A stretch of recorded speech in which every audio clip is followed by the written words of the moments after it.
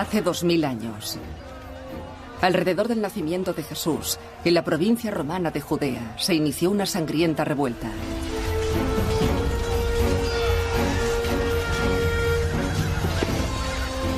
Los judíos luchaban por su libertad.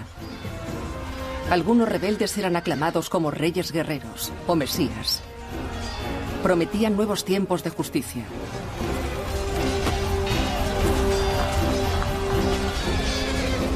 Cuando Roma retomó el control, crucificó a miles de personas. La mayoría fueron olvidados, pero sus esperanzas no morirían. Durante cientos de años, la comunidad judía ha anhelado un mundo justo, un mundo aquí abajo, no en el cielo, sino en la tierra. Un mundo justo y ecuánime dirigido por Dios, como si Dios se sentara en el trono de César. Eso no era así, la situación empeoraba y así fueron construyendo el deseo apocalíptico de que Dios vencería algún día. Imaginen eso como el grito del apocalipsis, Dios vencería algún día. Ese era el grito por el que Jesús moriría 30 años después. Y ese era el sueño que mantendría viva su memoria. Porque a diferencia de sus antecesores, Jesús no cayó en el olvido gracias a un pequeño grupo de judíos que se reunieron en torno a la convicción de que Jesús era el auténtico Mesías, que finalmente traería el reino de Dios a la tierra. Su historia es prácticamente tan destacable como la propia vida de Jesús. Contra todo pronóstico, frente a la hostilidad, el peligro y la disidencia, estas personas lucharon por sacar su nombre de la oscuridad y propagarlo por el Imperio Romano. Eran Bernabé y Priscila, Jaime, Tito, Esteban y los más conocidos de todos, Pedro y Pablo. El cristianismo, la piedra y el río.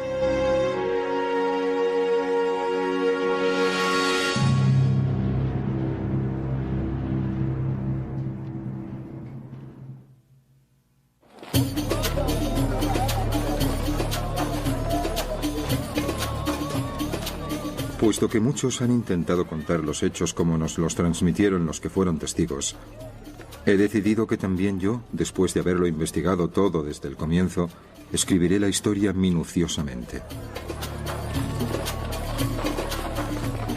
En una de las grandes ciudades del Imperio Romano, a finales del siglo I, un escritor conocido como Lucas recogió su visión de los comienzos cristianos. Escribió 2 libros, ofreciendo un relato excitante que se desarrolló medio siglo antes, a la sombra de la Roma imperial. En el primer libro, Teófilo, he escrito todo lo que Jesús hizo y predicó. Lucas escribió en primer lugar sobre Jesús, un artesano judío de la franja oriental del imperio, que prometía a sus seguidores un reino mayor que Roma, y que murió por tal impertinencia.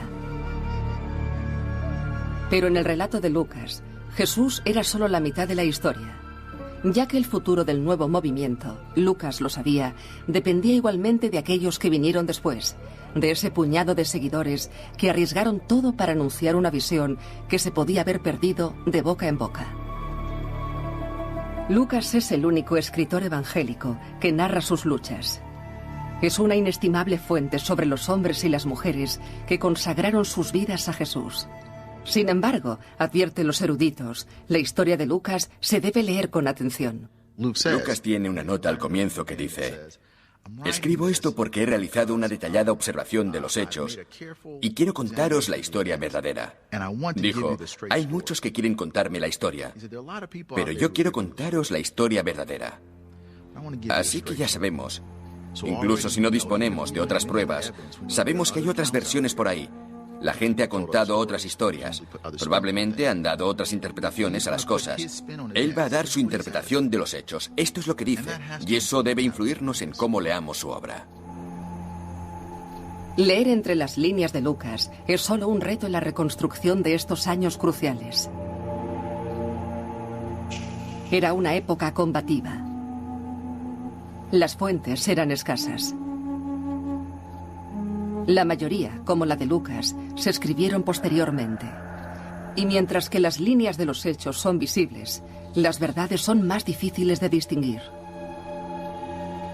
Es como mirar a un campo de fútbol con barro el día después del partido y mirar las marcas en la tierra e intentar imaginar qué secuencia de jugadas han ocurrido en el partido. Es muy, muy difícil y debemos emplear mucho tiempo en especular.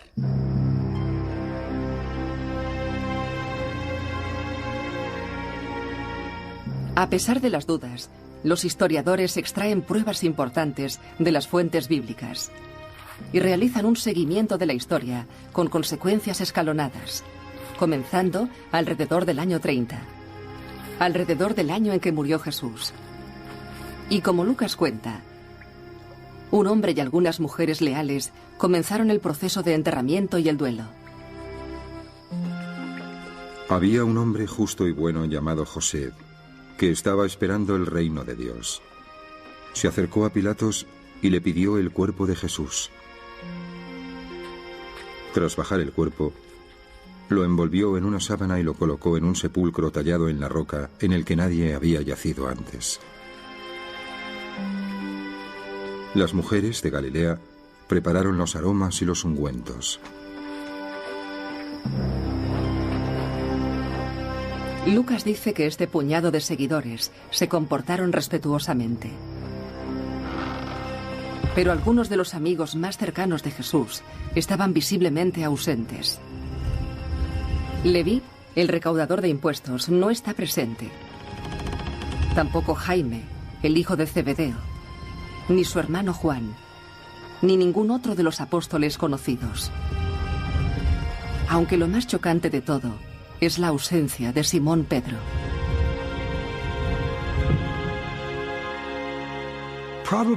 Probablemente, lo que mejor sabemos de Pedro es que era de Galilea y que era humilde, un pescador.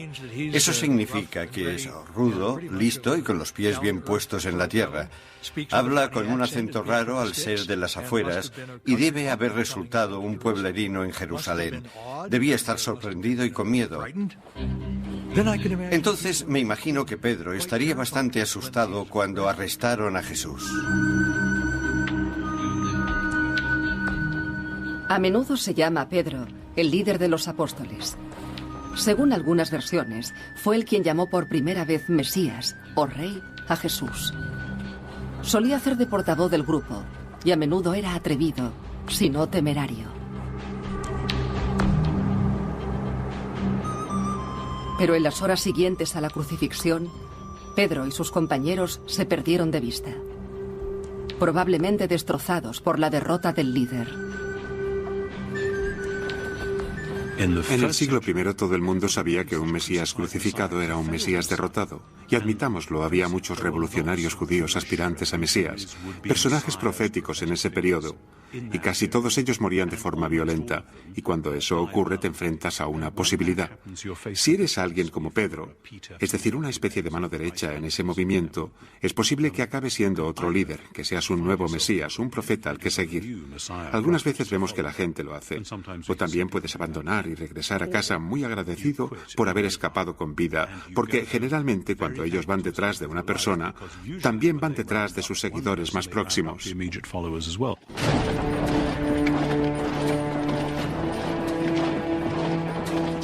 Ellos eran las fuerzas del Imperio Romano, y en Judea su poder era desalentador.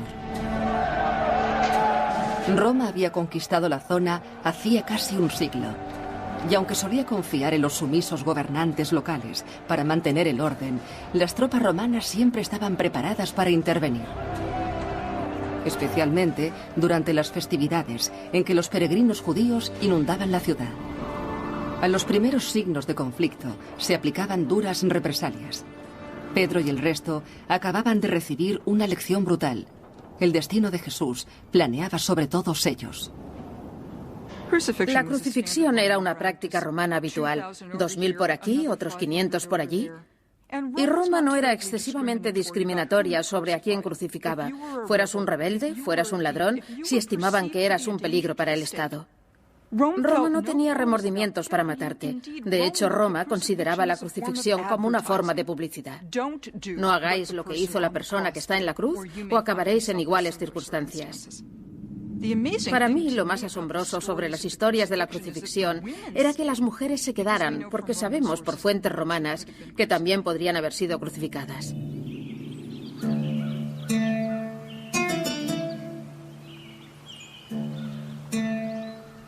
El primer día de la semana, al alba, las mujeres regresaron a la tumba. Encontraron que el sepulcro estaba abierto. El relato evangélico más antiguo afirma que 3 mujeres volvieron a la cueva unos días después del entierro de Jesús. Los relatos de lo que presenciaron se han transmitido durante 2 milenios. Decían que la tumba estaba abierta. El cuerpo de Jesús desapareció. Y un ángel dijo a las mujeres que buscaran a Jesús en Galilea, en el campo donde nació Pedro, donde se encontró por primera vez con Jesús solo unos años antes.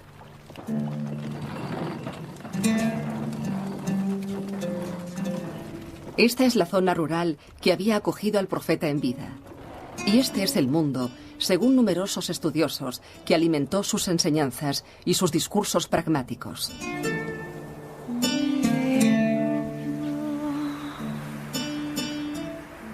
El reino de Dios es como una semilla de mostaza, la semilla más pequeña. Pero cuando cae en tierra labrada, crea una gran planta y se convierte en refugio para los pájaros del cielo. Parece que un solo movimiento de Jesús enraizó y creció en Galilea, casi inmediatamente después de la crucifixión.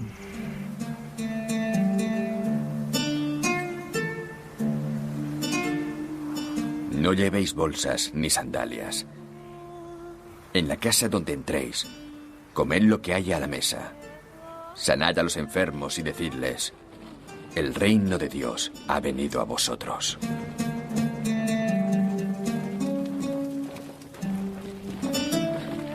La pobre e itinerante gente de Galilea mantuvo vivo a Jesús por medio de la palabra.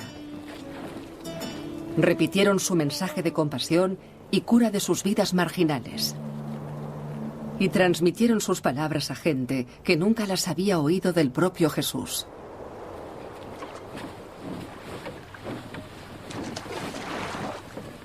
Si Pedro y sus compañeros volvieron a Galilea, probablemente ayudaron a cultivar esa tradición local en ciernes.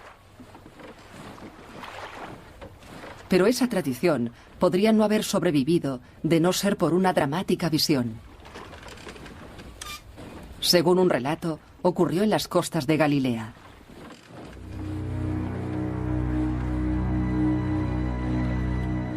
Allí estaban Simón Pedro, Tomás, Natanael, los hijos de Zebedeo y otros 2 discípulos de Jesús.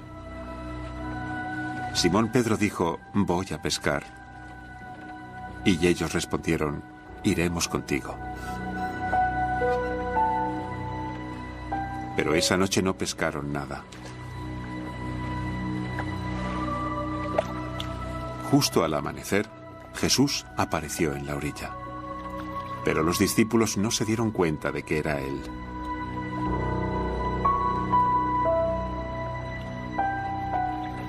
El discípulo al que amaba Jesús le dijo a Pedro, ese es el Señor.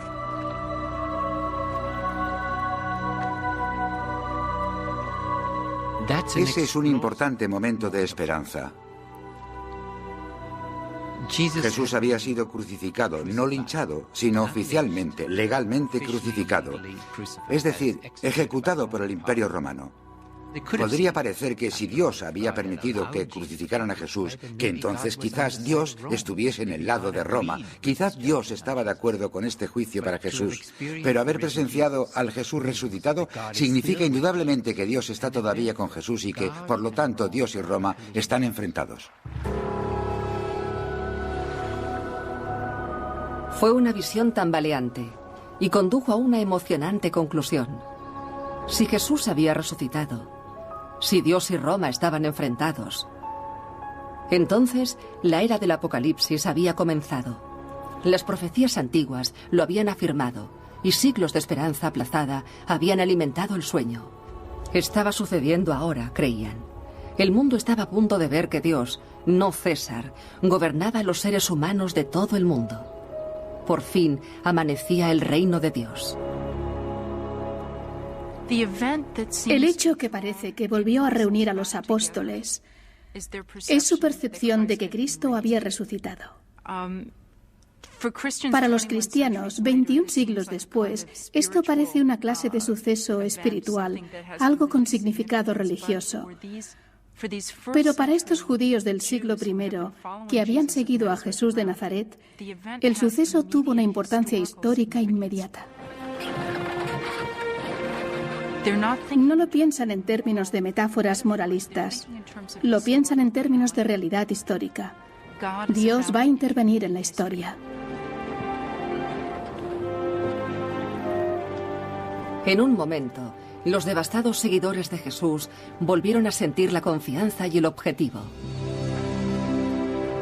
Si el reino de Dios estaba en camino, se debían preparar y debían alertar a otras personas de que Jesús no estaba muerto, sino vivo, que la crucifixión no era una tragedia, sino una victoria.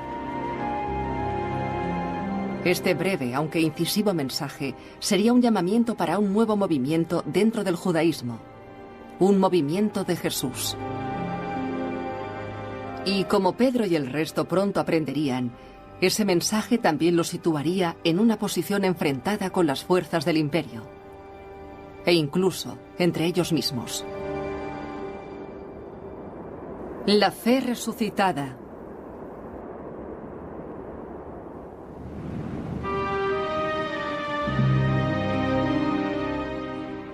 Jerusalén estaba fortificada con 3 murallas. Las torres se alzaban de las murallas 10 metros de alto y otros tanto de ancho. El templo sagrado estaba situado en el centro. Para los forasteros que se acercaban en la distancia, parecía una montaña cubierta de nieve. Lo que no era dorado, era blanco deslumbrante.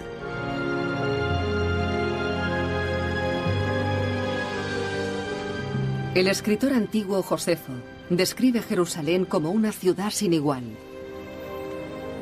Era el centro del antiguo judaísmo. Albergó el lugar más sagrado para los judíos de todo el mundo, el Gran Templo.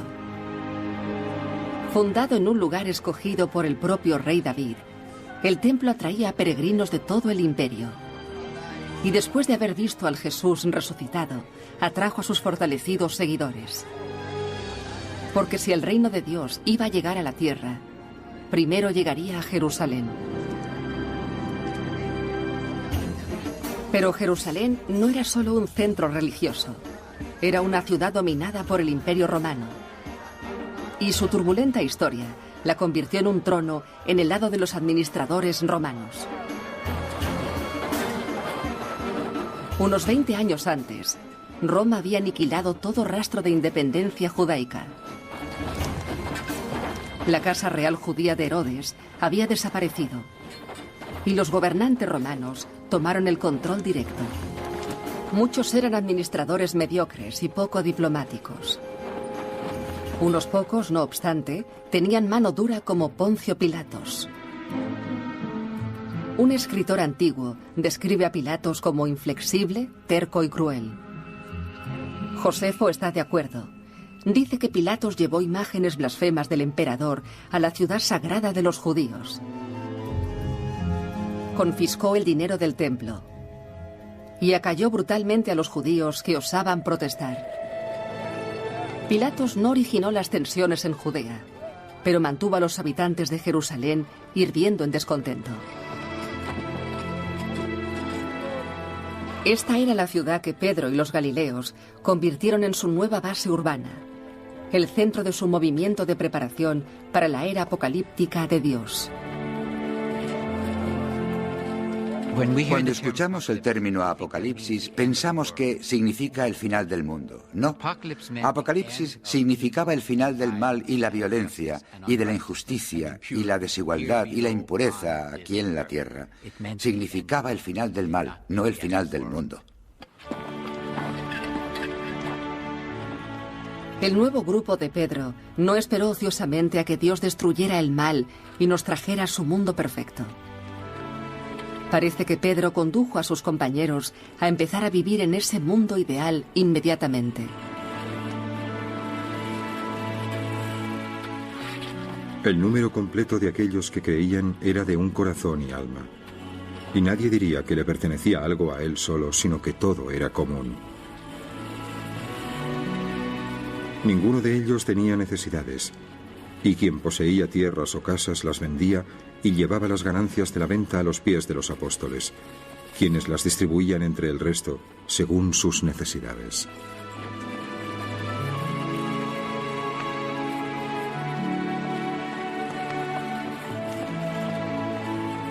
Como Lucas cuenta, Pedro construyó una sociedad modelo dentro del extraño y nuevo enclave de la ciudad.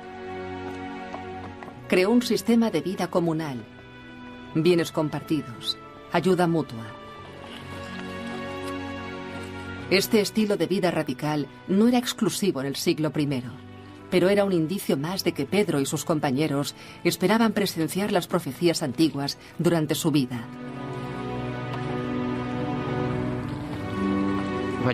Lo que Pedro está haciendo en Jerusalén es intentar convencer a sus compañeros judíos de que el reino de Dios ya ha comenzado en esta tierra.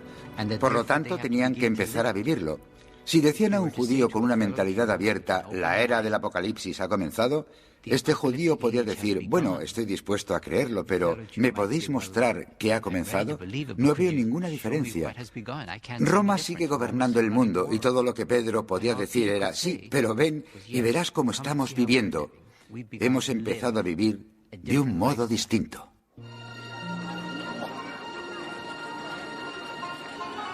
Su modo de vida podría haber impresionado a los judíos pobres de Jerusalén.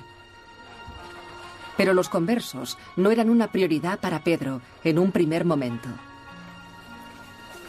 De hecho, no ofrecía nada a lo que convertirse, por lo que Pedro y sus seguidores continuaron con el judaísmo. Conservaron las leyes alimentarias judías y honraban las festividades judías como la Pascua judía y algunos días después la fiesta de Pentecostés.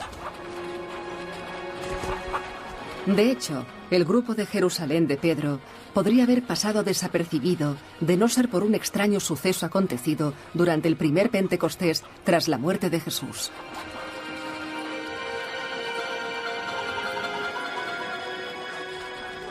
En el día de Pentecostés estaban todos reunidos.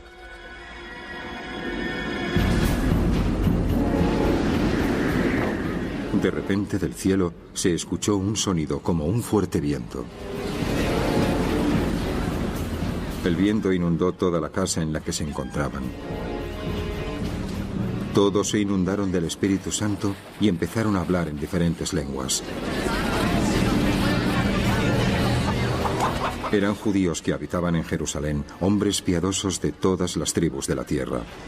Al escuchar este sonido, se formó una multitud que estaba confusa. Perplejos pero sorprendidos, maravillados. Fijaos, ¿no son todos los que hablan de Galilea? ¿Qué significará esto? Otros se burlaban y decían, están llenos del nuevo vino. La historia de Pentecostés que cuenta Lucas es solo una historia extraordinaria y muy peculiar. Escuchan a los discípulos hablar en lo que hoy llamaríamos hablar en otros idiomas. Es una manifestación sorprendente del Espíritu que aún hoy podemos observar en las iglesias pentecostales, donde la gente habla en varios idiomas. Y si no se ha presenciado, no se puede entender la fuerza que llegan a transmitir. ¿Podría arrastrar a una multitud? Definitivamente. ¿Pensaría la gente que los participantes estaban locos? Probablemente muchos de ellos lo estaban, pero otros dirían que están hablando en el idioma de los ángeles. Eso debe ser divino, la verdadera profecía. Deben poseer la teología correcta. Otros también pudieron pensar eso. La historia de Pentecostés se suele señalar como el inicio de la iglesia cristiana, pero también contiene una nota nefasta. Puesto que en el clima del antiguo Jerusalén Donde los cautos habitantes recordaban demasiado bien cómo los mesías podían traer represalias generales, Pedro y sus llamativos seguidores seguramente provocarían inquietud. Proclamar un Mesías, proclamar una era mesiánica, era realizar una queja política, y los judíos de Jerusalén especialmente reconocían que estaban bajo ocupación romana y sabían que el César no quería ninguna competición con su gobierno. Proclamar un nuevo rey significaba que sus propias vidas correrían peligro, porque las tropas y los gobernantes de Roma no quieren ningún rey excepto el César.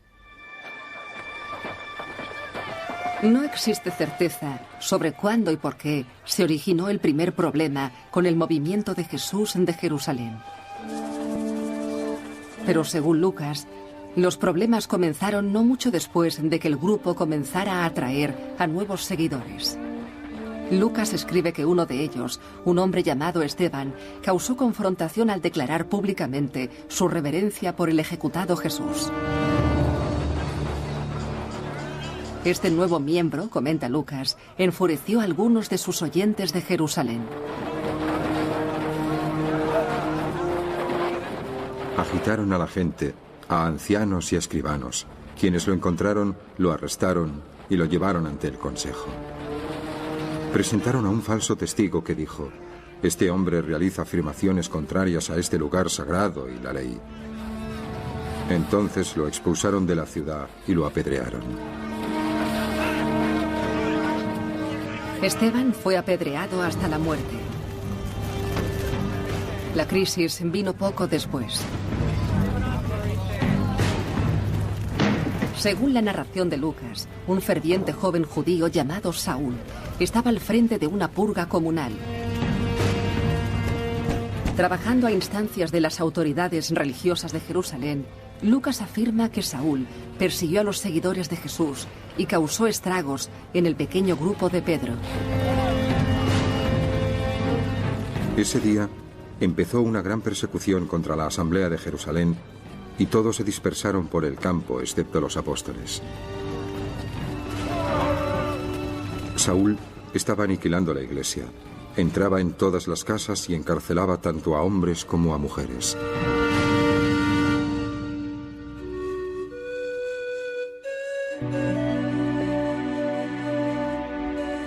Según Lucas, Pedro continuó en Jerusalén con solo unos pocos seguidores de Jesús.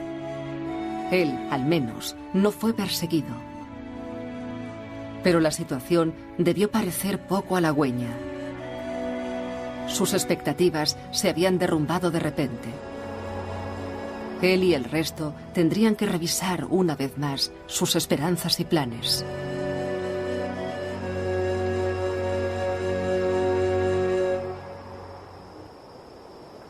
La fe dispersa.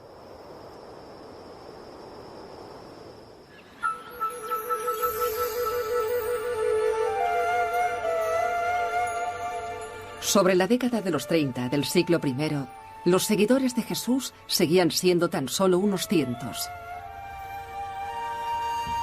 Seguían estando dirigidos por Pedro en Jerusalén.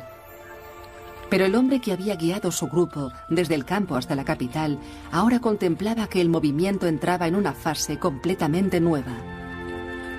Solo unos años después de la muerte de Jesús, sus seguidores, a menudo llamados el Camino, se expandieron como semillas por el Imperio Romano.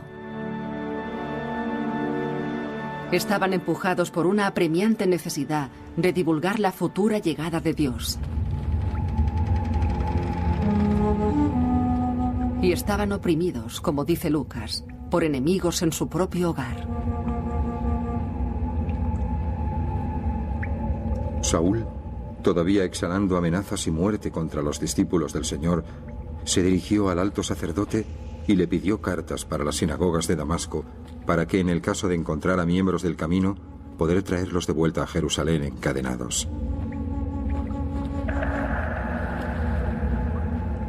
Lucas afirma que Saúl, tras lanzar esfuerzos para eliminar a los seguidores de Jesús en Jerusalén, ahora se preparaba para perseguirlos en la cercana ciudad de Damasco.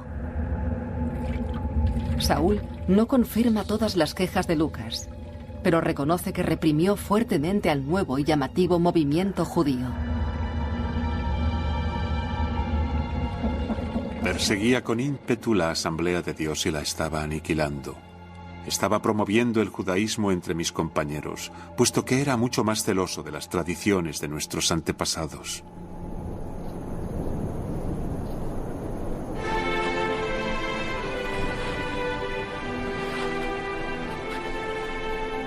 Saúl es el único personaje de las primeras décadas del movimiento de Jesús que dejó constancia directa de los sucesos que presenció.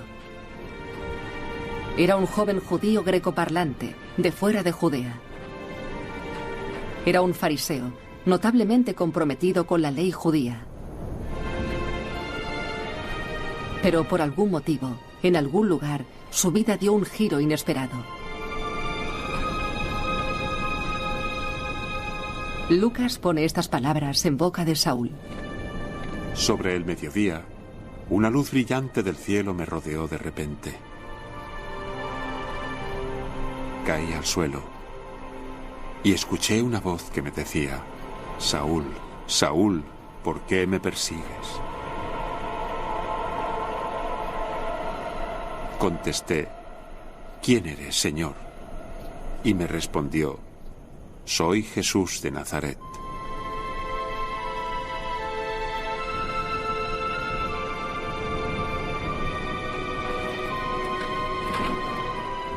Creo que la conversión de Saúl de Tarso, a quienes conocemos como Pablo el apóstol, tuvo que ser uno de los puntos de inflexión de la historia, de la cultura occidental y de todo lo demás. Pablo se da cuenta de que Jesús está vivo, de que las historias sobre su resurrección eran verdad, y de que él, por lo tanto, era el Mesías, y de que, por lo tanto, él, Pablo, había ido en la dirección incorrecta. Tenía que darse la vuelta y seguir a este Mesías.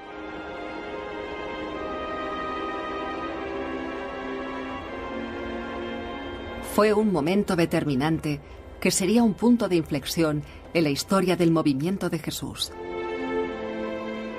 Aunque los sucesos que siguieron a la Epifanía son oscuros. Pablo dice que fue a los desiertos de la actual Jordania. Allí parece que Pablo alimentó la idea de que tenía una misión especial, que le había visitado Jesús no solo por su propia salvación, sino para difundir las noticias de su resurrección tan rápido y tan lejos como fuera posible. Cuantos más lo escucharan, más se salvarían.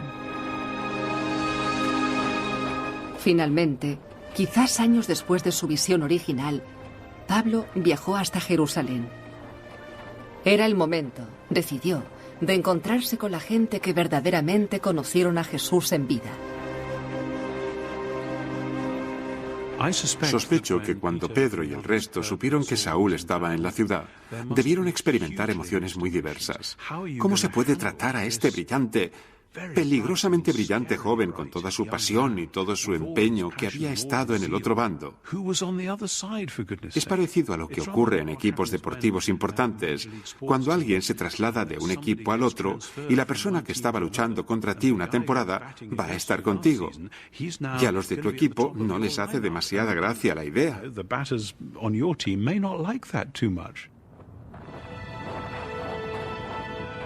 Cuando llegó a Jerusalén, intentó unirse a los discípulos, pero todos le temían. No se creían que fuese un discípulo. Ni Lucas ni Pablo cuentan lo que sucedió en ese primer encuentro.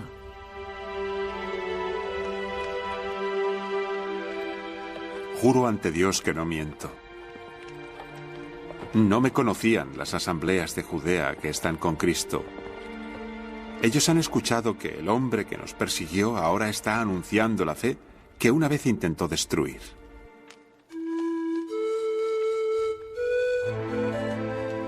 Tan solo podemos imaginar la agitación que causó Pablo. No solo había perseguido a los primeros seguidores de Jesús, sino que había representado todo lo que no eran. Pedro no tuvo una educación formal. Se ganaba la vida con sus manos y hablaba con acento de campesino. Pablo, por otro lado, era relativamente refinado. Había nacido en una acomodada familia de fuera de Judea. Recibió una educación basada en el pensamiento griego, además del judaísmo religioso. Pero de algún modo el encuentro ocurrió. Quizá Pablo preguntó sobre las enseñanzas de Jesús. Quizá Pedro relató sucesos de la vida de Jesús. Contara lo que contara, Pablo convenció a aquellos que una vez pensaron que no era sincero.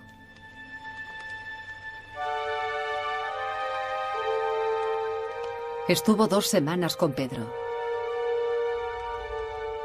En algún momento, Pablo reveló una misión vital. Una misión para predicar a Jesús al mundo. A los no judíos o gentiles del vasto imperio romano. Más aún, Pablo declaró que era el elegido para esa misión por Dios. Pablo, sin siquiera conocer a Jesús, ahora parecía exigir mayor autoridad que los compañeros más cercanos de Jesús.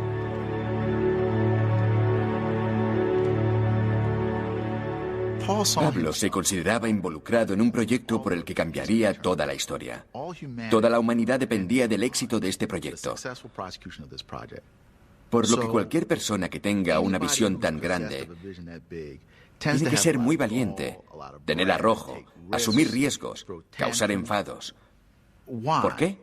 Porque es muy importante. Toda la humanidad iba a ser redimida por este trabajo que él y esa otra gente estaban realizando.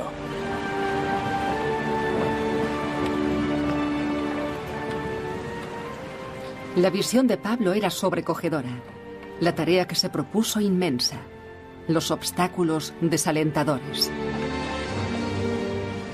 Ya que en el siglo I, la magnitud de Roma y su diversidad deslumbraría a cualquier observador de la época. El imperio y la autoridad de Roma han ocupado todo el mundo. Y el imperio se extiende más allá de los caminos del sol y de los límites del océano. En esta esfera mundial, en provincias y ciudades, cada comunidad practica sus propios ritos sagrados y adora a los dioses locales.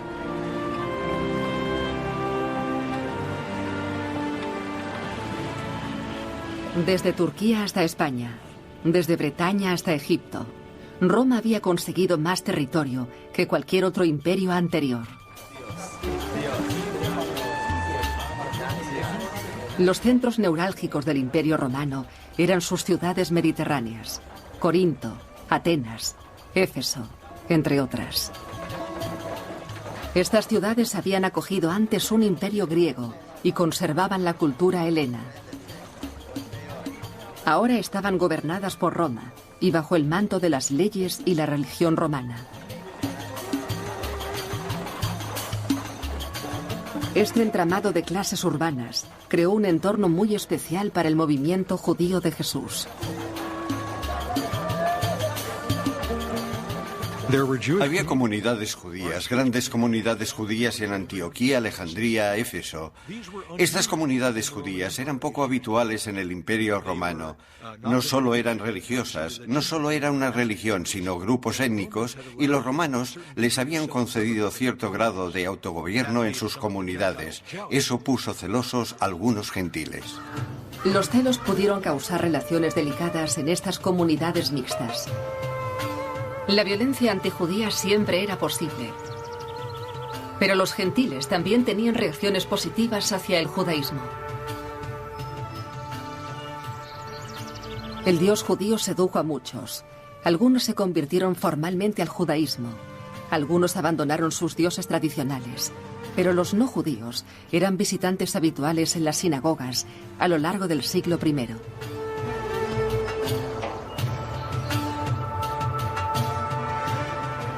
Este es el mundo en el que Pablo había nacido. Y este era el mundo en que probablemente sirviera de telón de fondo para uno de los problemas más divisionistas que se encontró el primer movimiento. Pablo, ansioso por llevar a los gentiles hasta Jesús, sería el elemento catalizador. La fe fragmentada.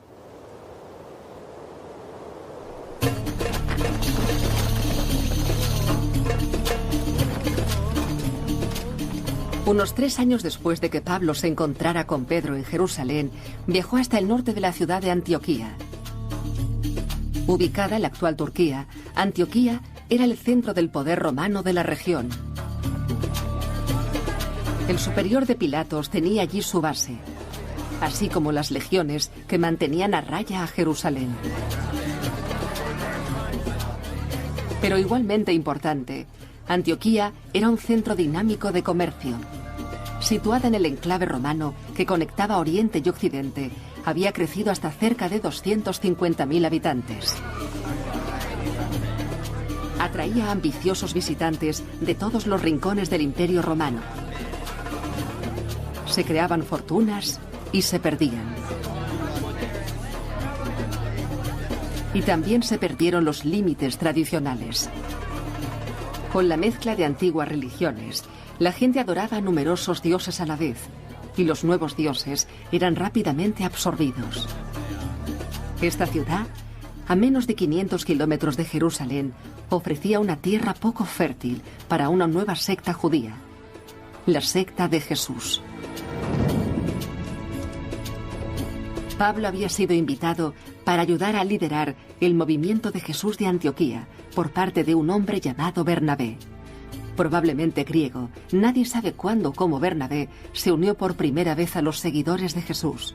Pero Bernabé era uno de los primeros misioneros. Bernabé, cuyo nombre significa hijo de la consolación, parece que era un alentador, un consolador, pero no sabemos mucho de lo que se ha escrito posteriormente y hasta qué punto se ha representado fielmente, pero creo que no iríamos muy desencaminados al decir que era un tipo amable, esperanzador y conciliador.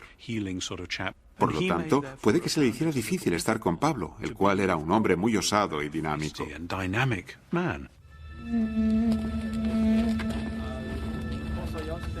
Bernabé y Pablo predicaron principalmente en sinagogas.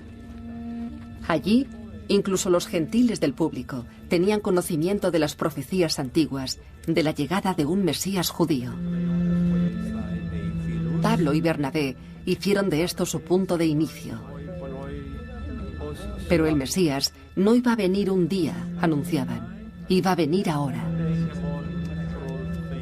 Y cuando llegara, el reino del César tendría los días contados.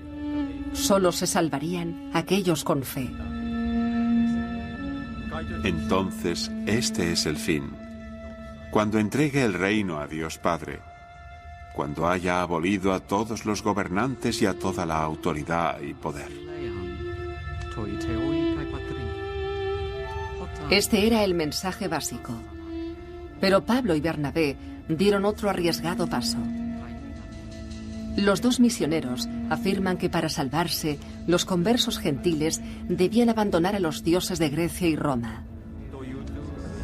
Debían honrar al Dios judío únicamente.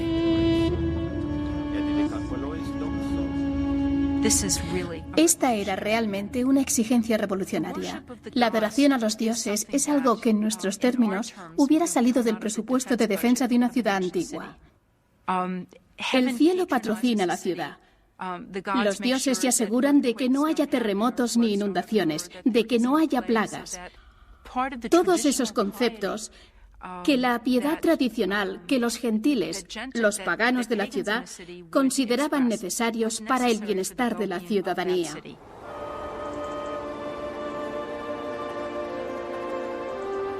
Pablo y Bernabé caminaban al borde del abismo.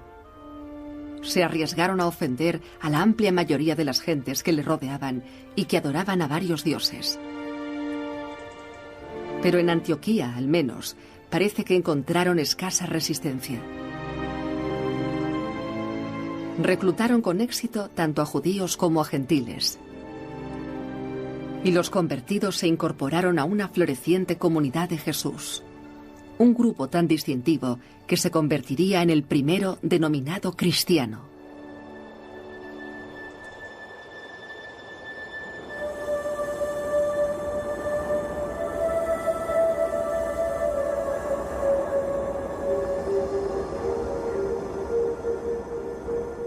Pablo y Bernabé pasaron casi una década convenciendo a la gente de Antioquía de que el reino de Dios estaba cerca. Pero a pesar de sus éxitos, se encontraban con un problema. Año tras año, el reino de Dios seguía sin llegar. A pesar de la convicción y el carisma de Pablo, algunos de los conversos se debieron preguntar por qué. En las primeras cartas de Pablo hay un sentido de urgencia porque está convencido de que Cristo va a regresar. El día del juicio iba a ser la semana que viene. Pero Jesús no regresaba y el tiempo seguía pasando. Así que el mensaje necesitaba unos reajustes y Pablo, como buen apóstol que era, lo reajustó. Se percató de que todo el mundo necesitaba ser evangelizado. Eso iba a llevar tiempo.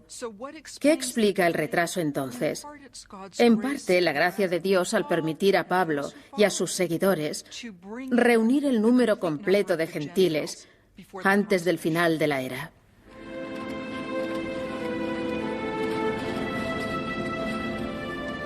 Al parecer, Pablo llegó a la conclusión de que el reino de Dios no llegaría hasta que se convirtieran más gentiles.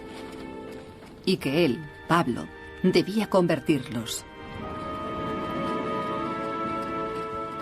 Mientras los miembros de la asamblea de Antioquía rezaban al Señor y ayunaban, el Espíritu Santo dijo: «Separad a Bernabé y Saúl para que puedan realizar mi llamada». Entonces, después de rezar, la asamblea les envió a recorrer su camino. Lucas no hace ningún comentario sobre el retraso del reino. Pero sí afirma que Pablo y Bernabé abandonaron Antioquía en una misión para buscar a gentiles más allá del campo. Puesto que la pareja se separó del núcleo, aparentemente afilaron su mensaje. Pregonaron la idea de que los gentiles no solo debían ser traídos al rebaño, sino que debían reclutarse en grandes cantidades para acelerar el reino de Dios. Como más tarde escribiría Pablo, todo era parte de los planes de Dios. No deseo que malinterpretéis este misterio, hermanos. Israel seguirá subyugada hasta que venga con nosotros el número completo de gentiles.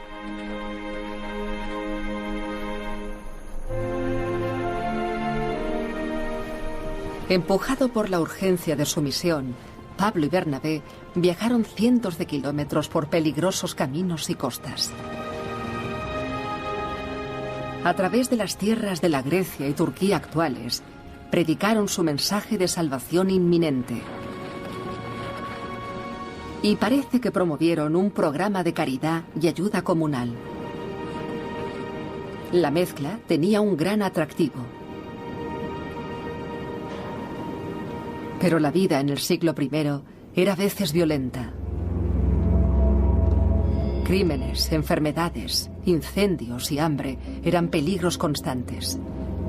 Y la inmensa mayoría de la población vivía al filo del desastre.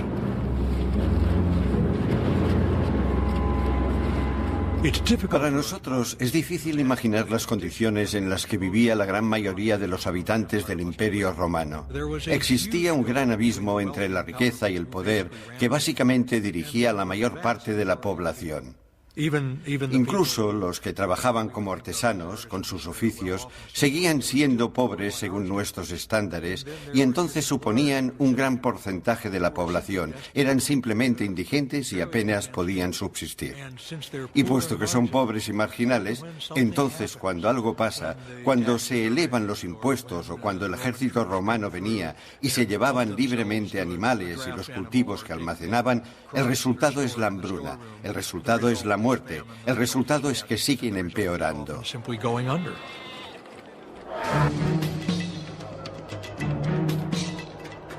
Una vez que un viajero vino a la ciudad de Aspendo, vio a gente comiendo pienso de los animales que se vendían en el mercado y todo lo que encontraban. Porque los magistrados habían robado todo el grano para venderlo. Como respuesta, una multitud de todas las edades atacó al jefe de los magistrados y le prendieron fuego aunque estaba agarrado a estatuas del emperador.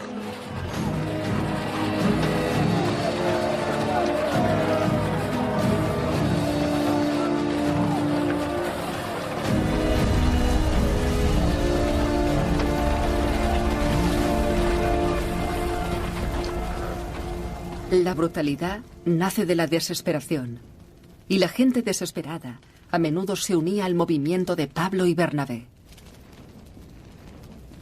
Pero los dos misioneros encontraron hostilidades dirigidas hacia ellos también, puesto que en estos tiempos volátiles la ira afloraba fácilmente. Fueron a una ciudad en Pisidia.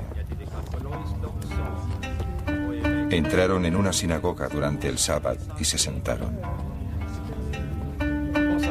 Tras leer la ley, el líder de la sinagoga les envió un mensaje que decía: hermanos, si tenéis un mensaje de ánimo para la gente, decidlo. Pablo se levantó, hizo un gesto con la mano y comenzó a hablar. Pablo continuó proclamando su mensaje misionero.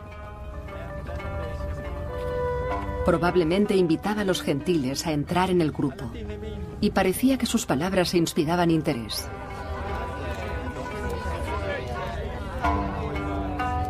Pero cuando Pablo y Bernabé abandonaron la ciudad, dice Lucas que una multitud mixta de judíos y gentiles se reunieron alrededor de ellos. Algunos empezaron a increpar a los dos misioneros. Pablo y Bernabé tuvieron que salir de la región.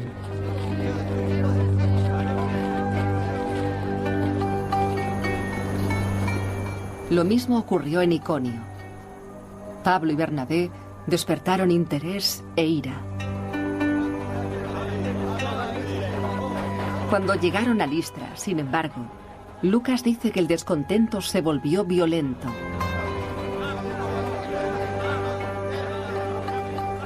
Lucas afirma que muchos judíos estaban furiosos por el enfoque liberal de Pablo sobre los conversos no judíos.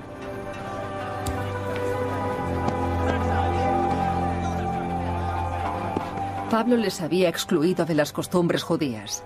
Los compañeros judíos de Pablo también podían temer que, al atraer a los conversos de sus dioses paganos, Pablo habría encendido una comunidad pagana más grande. Fuera cual fuera la causa, Pablo fue expulsado de la ciudad, apedreado y dejado por muerto. Según las propias cartas de Pablo, este ponía furioso a otros judíos. Siendo prácticos, tenemos que preguntarnos por qué. Todo lo que Pablo había hecho es hacer que los gentiles abandonaran sus hábitos gentiles. Me refiero a que Pablo consiguió que los gentiles dejaran de adorar a sus ídolos, que se comprometieran exclusivamente con el Dios de Israel. ¿Qué puede parecer mal? Bueno, al alejar a estos gentiles de sus prácticas nativas, lo que Pablo hace realmente es poner en peligro la comunidad judía anfitriona. Los gentiles de Pablo van a arrojar a la sinagoga un tipo de luz negativa. Creo que por eso los judíos no soportaban a Pablo. Pablo sobrevivió. Él y Bernabé continuaron reclutando a nuevos creyentes en las aldeas y ciudades de la actual Turquía. Unos 5 años después de partir, Lucas dice que la pareja volvió a la comunidad de Jesús de Antioquía, doloridos pero triunfantes.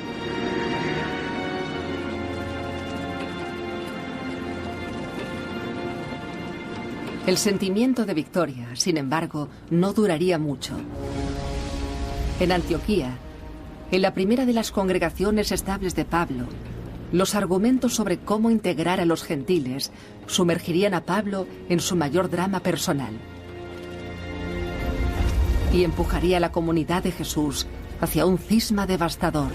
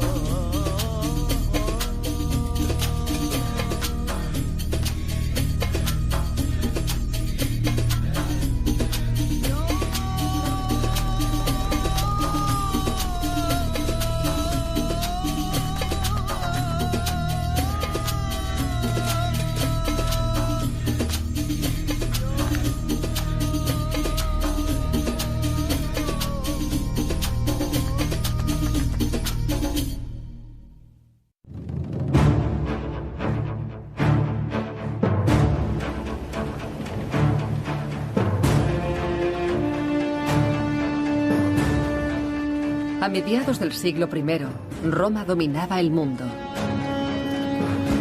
La disidencia era poco habitual. Pero algunos judíos subyugados se atrevieron a insistir en que el reino de Dios pronto eclipsaría el imperio de Roma. Jaime, Bernabé, Priscila, Pedro y Pablo. Asombrosamente, estas personas marginales extenderían las nuevas de su Mesías judío fuera de sus remotos lugares de nacimiento por todo el Imperio Romano. Si se quieren buscar milagros en el Nuevo Testamento, no creo que sea necesario quedarnos con la resurrección de Lázaro o con caminar sobre el agua. El simple hecho de que Pedro y Pablo pudieran tomar lo que era una religión parroquial y transformarla en una de importancia nacional e internacional es ya un milagro. Durante las décadas posteriores a la muerte de Jesús, Pedro, Pablo y otros apóstoles llegaron a gentes y culturas lejanas a las suyas. Se enfrentarían a escépticos y enemigos, pero también atraerían a conversos. Paso a paso, año a año, conseguirían que el desmembrado grupo de jóvenes judíos se convirtiera en uno de los enclaves más fieles de la historia. Hoy sabemos que el judaísmo y el cristianismo son religiones distintas. Pero ¿podría haber habido otra opción que hubiera cambiado por completo la historia tanto del judaísmo como del cristianismo? ¿Que no hubieran sido religiones distintas, sino una completamente nueva? Esta posibilidad es lo que se estudia en estos momentos. Luchando por sobrevivir bajo el mayor imperio que el mundo había presenciado, intentando llegar más allá de los límites culturales y geográficos, para crecer sin separarse. Estas fueron las luchas que moldearon el primer movimiento de Jesús. Estas fueron las luchas de Pedro y Pablo.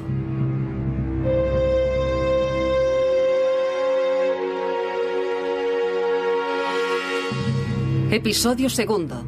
El imperio y el reino.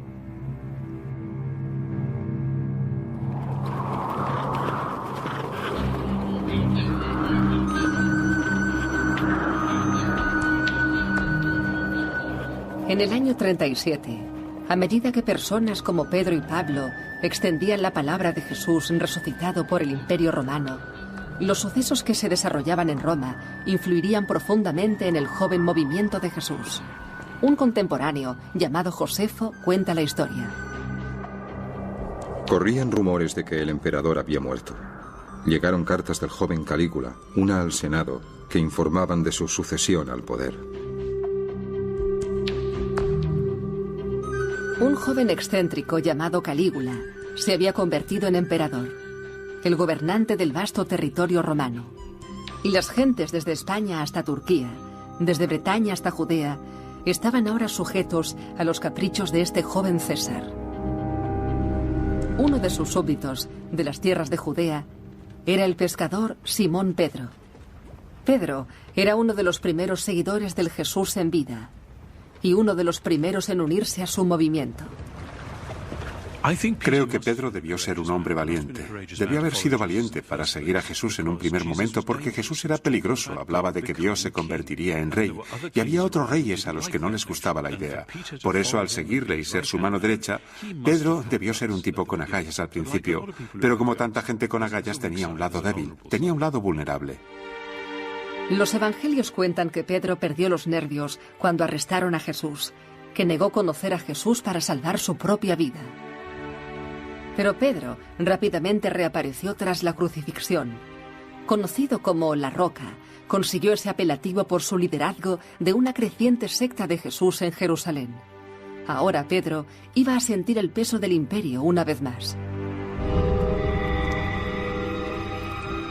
Porque el nuevo emperador de Roma pronto sacaría de las tinieblas a un amigo llamado Agripa. Tras unos días, Calígula ordenó buscar a Agripa y afeitarle y cambiarle las ropas. Entonces colocó una corona en la cabeza de Agripa y lo nombró rey. Calígula nombró a Agripa rey del territorio judío. Agripa se convertiría más tarde también en rey de Judea.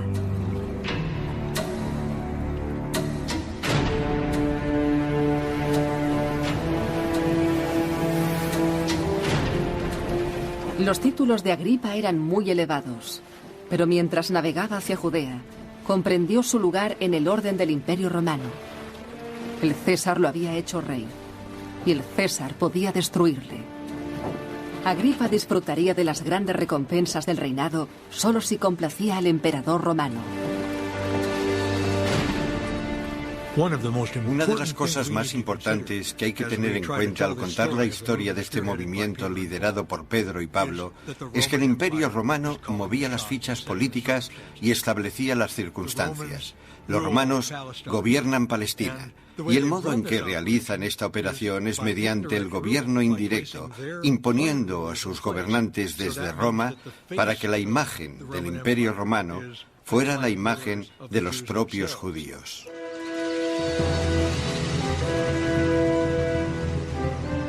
Agripa abandonó Roma para gobernar su propio país, donde para sorpresa de sus súbditos se presentó como rey. Se puso un traje de plata trenzada y entró en el teatro al amanecer. Allí, cuando los primeros rayos del sol llegaron a la maravillosa red, sus aduladores alzaron inmediatamente sus voces, aclamándole como Dios.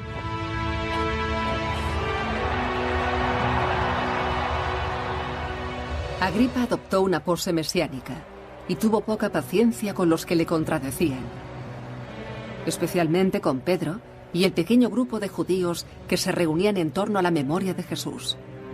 Su Mesías era un criminal ejecutado y sus afirmaciones parecían una bofetada insolente para el jefe supremo romano de Agripa.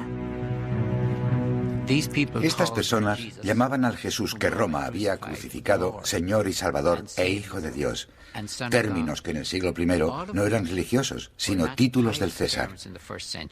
Así que cuando estos cristianos dijeron Jesús es el Señor, Roma entendió bastante bien que estaban diciendo, y tú no lo eres. Estaban tomando los títulos del César para dárselos a Jesús. Las afirmaciones sobre Jesús y su reino podrían haberse precipitado rápidamente en la política imperial, ya que si no fomentaron activamente la rebelión, vislumbraban un futuro que era incompatible con la continuidad de la supremacía de Roma en la tierra. El rey cliente de Roma comenzó la represión. En esa época, el rey Herodes Agripa abordó a varios miembros de la asamblea. A Jaime, el hermano de Juan, lo mató con la espada. Un apóstol fue ejecutado como un criminal político. Y Pedro cayó también en la red de Agripa. Lo arrestaron y enviaron a ejecutarlo al día siguiente. Los seguidores de Jesús estaban al borde de la catástrofe. Tal como cuenta Lucas la historia, solo la intervención divina podría explicar que Pedro sobreviviera.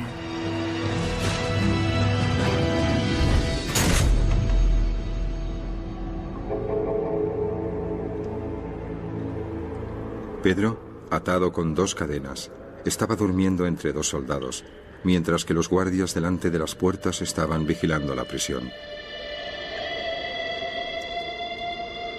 Entonces, un ángel del Señor apareció y una luz iluminó la estancia. Las cadenas cayeron de las manos de Pedro y éste siguió al ángel. Cuando hubieron pasado al primer y segundo guardia, llegaron ante la puerta de hierro que conducía a la ciudad, la cual se abrió para ellos.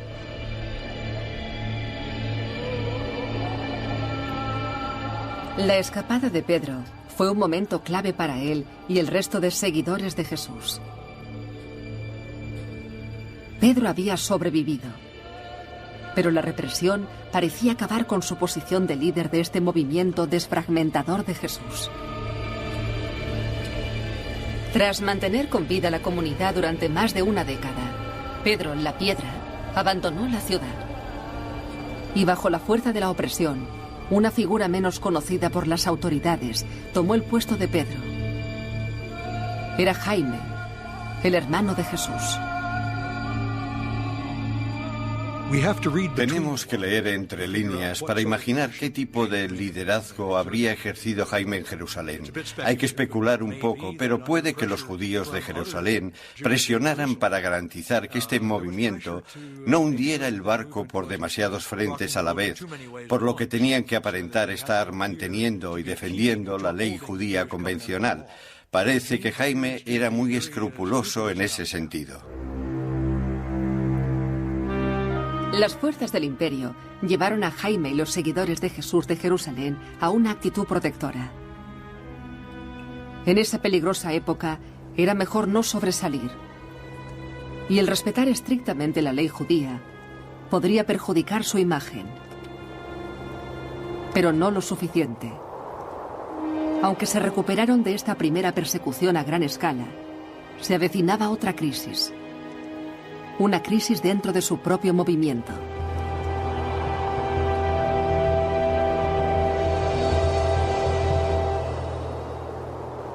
El Evangelio de Pablo.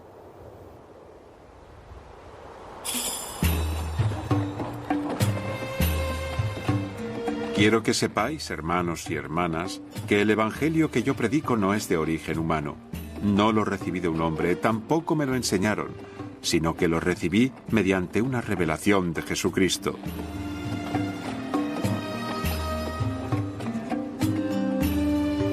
A unos 500 kilómetros al norte de Jerusalén, en la ciudad romana de Antioquía, el apóstol Pablo y su compañero Bernabé trabajaban intensamente en propagar el movimiento de Jesús. Pablo se incorporó posteriormente a la causa. Era un judío educado de fuera de Judea, dedicado a llevar las nuevas de Jesús más allá de la comunidad judía. Predicando en sinagogas, Pablo buscó conversos entre los no judíos o los gentiles. Y cuanto más éxito tenía, mayor conflicto generaba. A muchos judíos les preocupaba que los esfuerzos de Pablo enfurecieran a la mayoría pagana. Otros pensaban que estaba corrompiendo las tradiciones judías. Comenzaron a atacar a Pablo, y su misión con los gentiles pronto cayó bajo el escrutinio de Jaime y de los seguidores de Jesús de Jerusalén. Como un líder de la Iglesia, Jaime estaba en efecto preocupado por su rebaño. No quería que asesinaran a los creyentes, no quería que los persiguieran, y sospecho, no quería que atrajeran excesiva atención. Pablo, predicando en las sinagogas de Damasco o Antioquía, habría llamado la atención sobre el primer movimiento de Jesús. Jaime estaba preocupado por Pablo y no le faltaban motivos. Desde hacía tiempo, algunos miembros del círculo cercano a Jaime viajaron al norte para conocer de primera mano las actividades de Pablo. Sería un encuentro dramático. Cuando llegaron a Antioquía, dice Lucas, hicieron una sorprendente exigencia. Algunos venidos de Judea decían a los hermanos: si no estáis purificados como dictó Moisés, no podréis salvaros.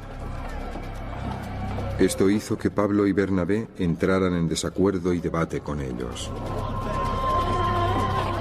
Los visitantes exigían a los gentiles reclutados de Pablo que se convirtieran al judaísmo. Pablo se contenía enfurecido. La simple idea, insistía, iba en contra de las instrucciones explícitas de Dios. Pablo argumentaba que Dios le había dicho que los gentiles debían entrar en su reino sin convertirse antes en judíos.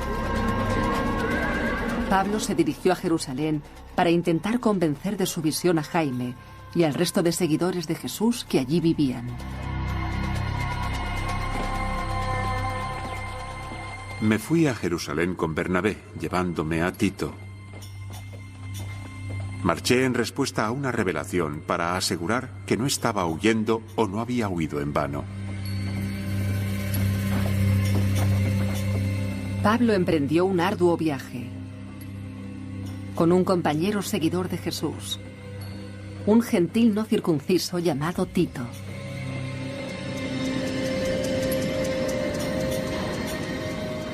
Viajaron unas 2 semanas a través de terrenos duros.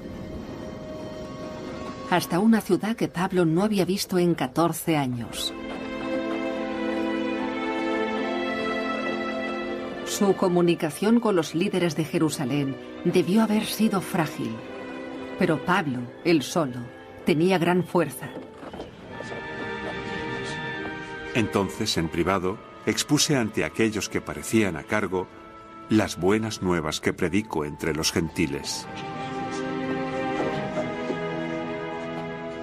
Pedro había vuelto a la ciudad. Al hablar con él, con Jaime y con otros seguidores, Pablo declaró su opinión contra la circuncisión para hombres como Tito.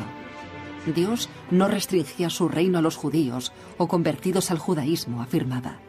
Dios quería un movimiento unido de judíos y gentiles, juntos. Algunos partidarios leales de Jerusalén no estuvieron de acuerdo. Los argumentos sobre la circuncisión simbolizaban diferentes visiones de los planes de Dios y diferentes versiones de cómo enfrentarse al amplio mundo. En este debate puede ayudarnos a evaluar la procedencia de los diversos jugadores. Recordemos que Pedro y Jaime eran ambos de Galilea, son de las afueras. Su perspectiva es en cierto modo limitada. Pablo provenía de la diáspora, había recorrido mundo, venía de una zona más grande y conocía las diferencias entre gentes de otros pueblos. Aunque Pedro mantiene una posición central, Jaime es más estricto y riguroso en el asunto de la circuncisión, mientras que Pedro, quizás, tuvo que mediar en ese acuerdo. Actualmente no está claro cómo se resolvió la disputa. Lucas dice que Pedro apoyó la posición de Pablo, que la roca hizo gala a su nombre, convirtiéndose en una piedra de apoyo entre las dos orillas. Se dijera lo que se dijera, Tito escapó a la circuncisión. Y Jaime y el resto de los seguidores de Jesús hicieron un trato. Un trato que parece confirmar la misión especial de Pablo con los gentiles. Me estrecharon sus manos derechas a mí y a Bernabé, acordando que nosotros iríamos a por los gentiles y ellos a por los circuncisos. Solo remarcaron un punto, que debíamos acordarnos de los pobres. Justo lo que estaba deseando hacer. Acordaos de los pobres. Parecía un gesto simple de valores compartidos. Pero cuando Pablo, Bernabé y Tito volvieron a Antioquía, satisfechos por su victoria, el conflicto sobre los conversos gentiles distaba mucho de estar resuelto.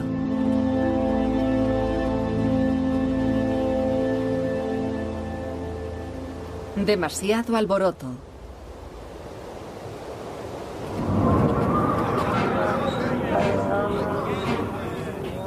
Sobre el año 40, alrededor de la época en la que Pablo partió por primera vez hacia Antioquía, sus compañeros de Jerusalén estaban sufriendo la ira de Roma una vez más. Y una vez más, cuenta Josefo, el ojo de la tormenta estaba en el nuevo emperador, Calígula. Calígula quería ser reconocido como un dios. Aniquiló a los mejores hombres de su propia tierra y propagó su profanidad incluso en Judea. Calígula parecía estar perdiendo la razón. Exigía una adoración con total devoción, y mientras muchos romanos estaban ofendidos, los súbditos judíos del emperador eran destruidos, porque los judíos solo adoraban a un dios, el Dios de Israel. Calígula decidió que era un reto personal. Y decidió demostrarlo en el refugio de pureza y tradición más sagrado de los judíos, el templo sagrado de Jerusalén.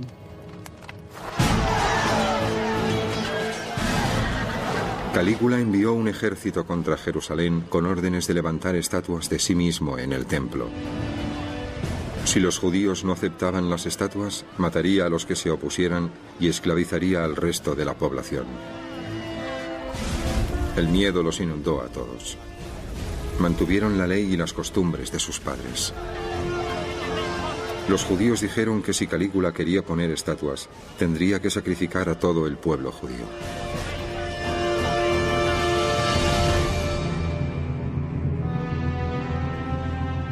Por suerte para Judea, Calígula fue asesinado de repente.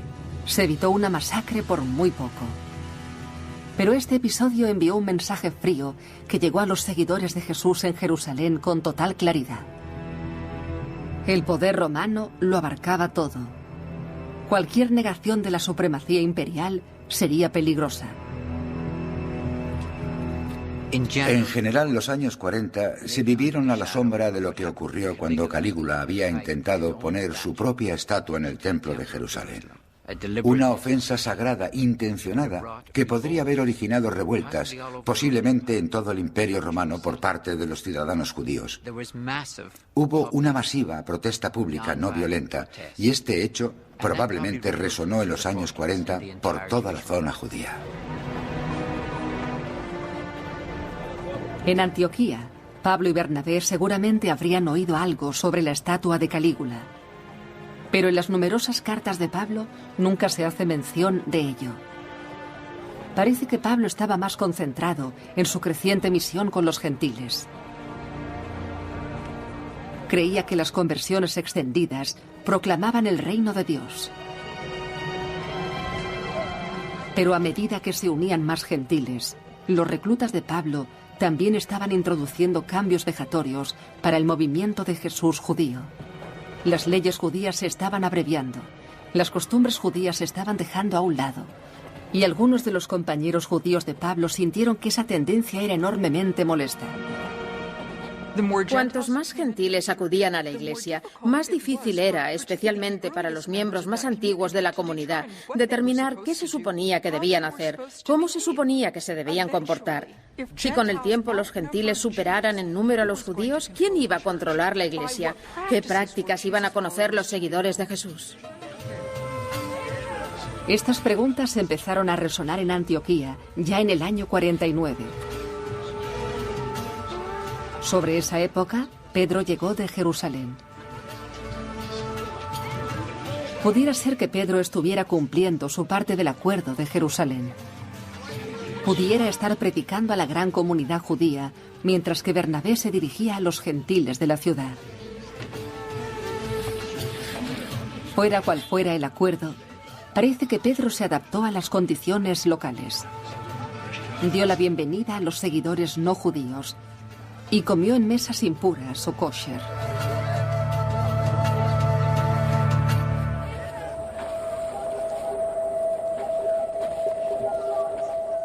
Pero la concordia no duró mucho. Nuevos hombres llegaban de Jerusalén. Eran enviados, Pablo declaró más tarde, por Jaime. Y estaban consternados por lo que veían.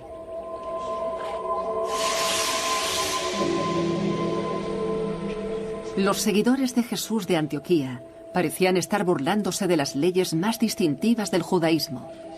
Leyes dictadas por Moisés que prohibían los alimentos no kosher y que encarnaban la identidad judía. Durante cientos de años, los mártires judíos habían muerto por seguir la ley judía. Ahora, Pablo está diciendo que los paganos podían llegar a ser judíos completos sin convertirse. Aquello por lo que habían muerto ahora se estaba olvidando en cierto modo o se estaba dejando a un lado. Para numerosos judíos, eso era inaceptable.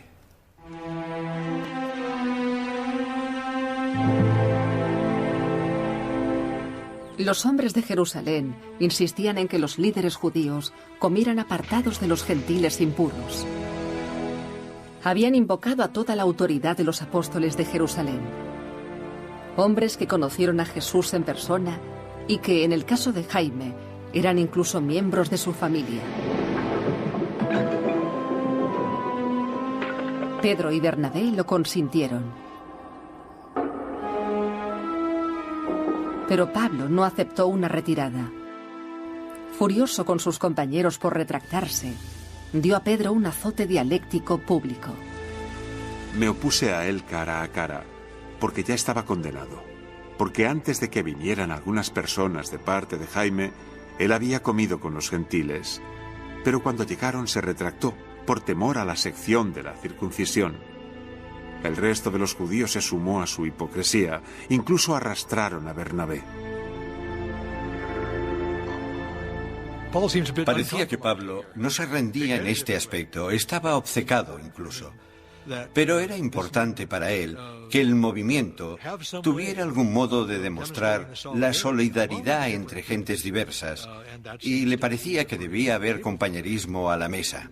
Es difícil afirmar hasta qué punto Pablo forzó esto. ¿Es aquí donde surgió el cisma?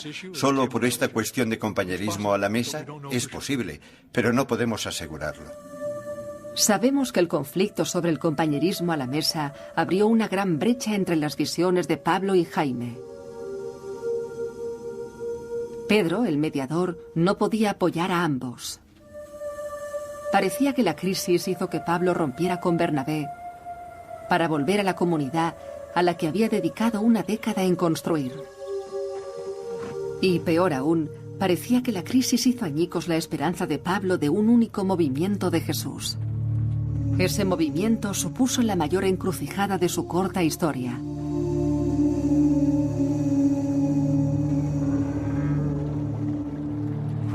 El quid de la cuestión es si vamos a tener una comunidad cristiana gentil y una comunidad cristiana judía. ¿Vamos a tener dos iglesias o una sola? Si vamos a tener una, ¿cómo van a integrarse? Ese era el problema. ¿Cómo va la iglesia con estas dos posturas, estas dos divisiones que había? ¿Cómo va a permanecer como una iglesia? ¿Va a seguir siendo una iglesia? En el calor del conflicto, parece que Pablo había contestado que no. Pero no se rindió.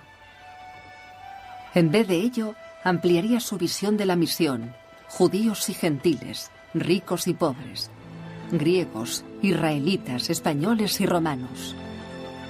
Todo el mundo debe escuchar las noticias y deben escuchar la versión de Pablo. El tiempo se agotaba. El reino de Roma estaba en decadencia, creía Pablo. Amanecía el reino de Dios. Pero el tiempo también se estaba agotando para Pablo.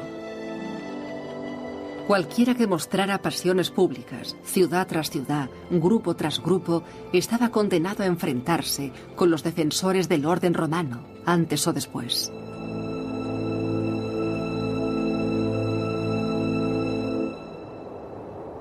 Bifurcaciones en el camino hacia el reino.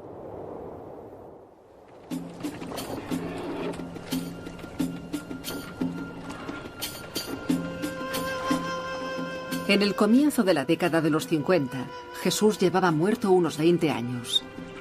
Su movimiento había seguido creciendo, pero también lo hacía el abismo que separaba las comunidades hijas de Jesús de fuera de Judea y su grupo fundador en Jerusalén.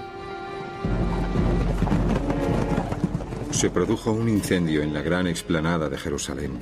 Muchos judíos la estaban cruzando de camino a una celebración y mataron a uno de ellos. Según Josefo, Judea se acercaba cada vez más hacia el conflicto abierto con Roma. Cuando el crimen se conoció en Jerusalén, todo el pueblo se sintió atacado. Marcharon a luchar hasta el lugar. Pero el gobernador romano fue con una tropa de infantería y apresó a muchos y mató incluso a más.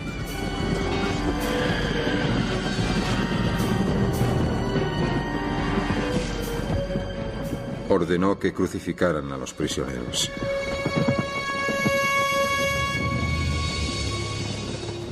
Los romanos reaccionaban con furia ante cualquier agitador, especialmente en las zonas no civilizadas, como Palestina. Enviaron tropas, incendiaron, destruyeron aldeas, mataron a parte de la población, esclavizaron al resto y entonces, por supuesto, crucificaron a miles de personas como demostración para el resto de la gente, para intimidarles, hablando claramente, simple brutalidad. Tales atrocidades escasamente azotaron Grecia, Macedonia o Asia Menor, las tierras que cogieron bien la misión de Pablo durante estos mismos años. El Imperio Oriental de Roma hacía tiempo que estaba acostumbrado al yugo romano.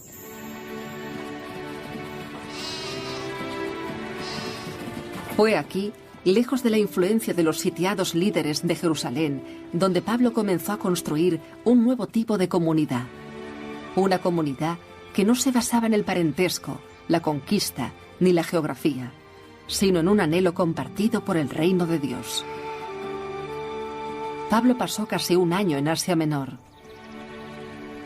Entonces, sobre el año 50, Pablo viajó hasta la ciudad griega de Corinto.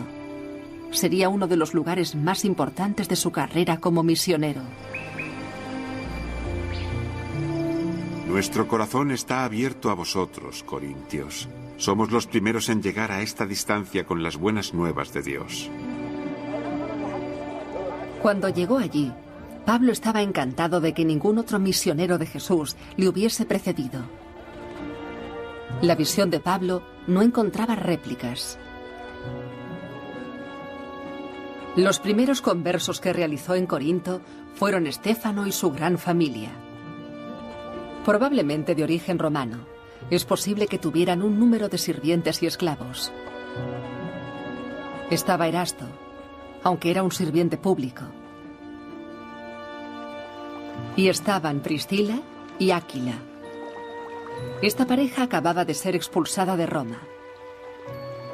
Como Pablo, eran tejedores y se convirtieron en su principal apoyo. Bajo la tutela de Pablo, la Asamblea de Corinto asumió una calidad especial. En una época de fuertes divisiones, los corintios aunaron grupos distintos, prósperos y pobres, esclavos y amos, hombres y mujeres, todos mezclados en la comunidad de Pablo, y todos eran el centro de su proyecto vital. Pablo se había comprometido completamente con este proyecto y se había identificado realmente con él, hasta el punto que si fracasaba, él fracasaría también. Lo que, al menos para mí, es especialmente conmovedor es que invirtiera todo en la gente. Su proyecto era la gente. Y eso son siempre unas acciones muy volátiles. Pablo se enfrentaría a esta realidad solo 2 años después. Había actuado confiando en que los corintios estaban firmemente unificados. Se equivocaba. Llegó un mensajero informando a Pablo de que su querida congregación había caído en el desorden. Un hombre había empezado un romance con la mujer de su padre. Los matrimonios se desmembraban. Pablo estaba atónito. No os desviéis del camino. Ni las prostitutas, ni los idólatras, ni los adúlteros, ni los borrachos, ni los ladrones. Ninguno de ellos heredará el reino de Dios. Y algunos de vosotros erais así antes, pero ahora estáis purificados, estáis bendecidos.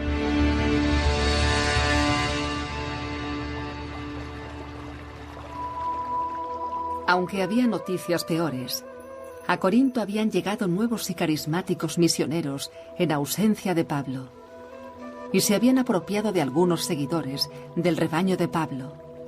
Algunos, como un misterioso predicador llamado Apolos, ofrecía un camino distinto hacia la salvación, un camino que parecía empeorar las divisiones sociales. La comunidad corintia se dividió en facciones y se desató una rivalidad abierta. Pablo lanzó una llamada enardecida. A la Asamblea de Dios que está en Corinto, os ruego, hermanos, que permanezcáis unidos en un mismo pensamiento y opinión. He oído que hay desacuerdos entre vosotros. He oído que decís, yo soy de Pablo, o yo soy de Apolos, o yo soy de Cefas.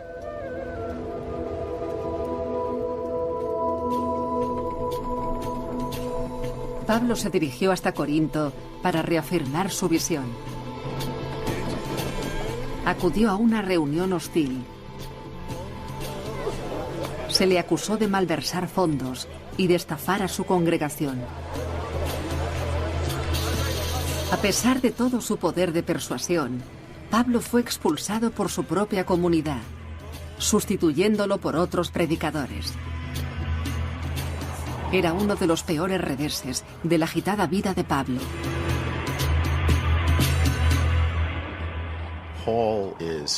Pablo se encontraba muy mal.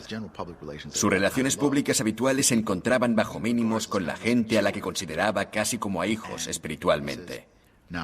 Les decía: hermanos, ¿recordáis el Evangelio que os enseñé? Trata de un Mesías que sufrió. No podéis entenderlo, no podéis comprender el Evangelio, a no ser que entendáis el sufrimiento. Y yo entiendo el sufrimiento. Si esos hombres que compiten contra mí no están recomendando eso como sus credenciales, entonces no saben de lo que están hablando.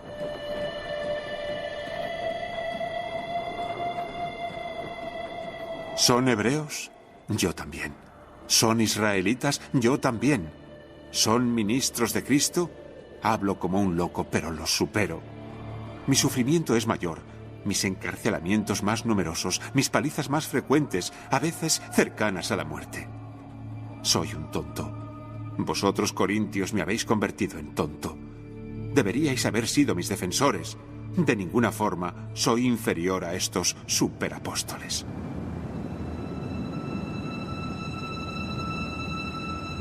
A pesar de sus esfuerzos, parecía que Pablo no podía manejar la marea. A continuación se dirigió a Éfeso, quizás con la intención de consolidar esa comunidad contra disputas similares. Pero justo cuando parecía que la situación no podía empeorar, lo hizo. Puede que el trasfondo político de su mensaje finalmente lo venció. Quizás irritó a la persona equivocada. Fuera cual fuera la causa, Pablo fue arrestado y encerrado en prisión. La urgente misión de Pablo llegó a una abrupta y alarmante parada.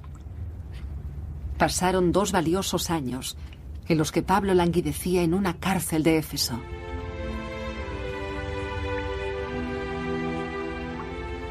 Los esfuerzos de su vida habían llegado a un infructuoso final. 2 décadas de predicación, organización y sacrificio parecían que iban a acabar en el aislamiento de una prisión romana. En cartas a algunos de los primeros conversos, Pablo parecía resignado a su suerte. Es mi mayor deseo y esperanza que no me abandone el coraje y que Cristo se introduzca en mi cuerpo, ya sea vivo o muerto. No sé qué elegiría.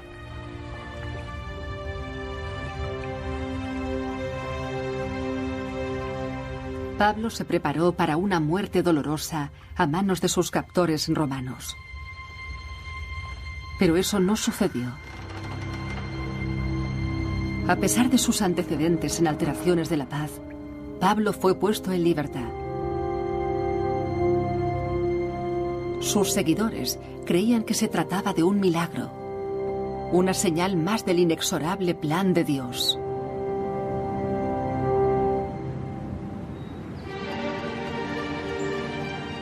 Pero aún había más. Cuando Pablo caminaba por los montañosos caminos de Macedonia, el norte de Grecia en la actualidad, Pablo recibió unas noticias asombrosas. Su viejo amigo y colaborador Tito llegó de Corinto con las noticias de que los corintios habían realizado un cambio de idea. Habían regresado al rebaño de Pablo. Y lo más milagroso de todo, las dispersas comunidades que Pablo había fundado se habían unido en un acto de impredecible unidad. Habían atendido a su llamada a una gran recolección para los pobres y habían conseguido un gran donativo que se enviaría a Jerusalén.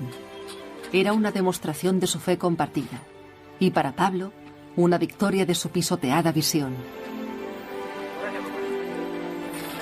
El hecho es, el que siembra con mezquindad cosechará también con mezquindad. El que siembra en abundancia cosechará también en abundancia. Gracias a Dios por su indescifrable regalo.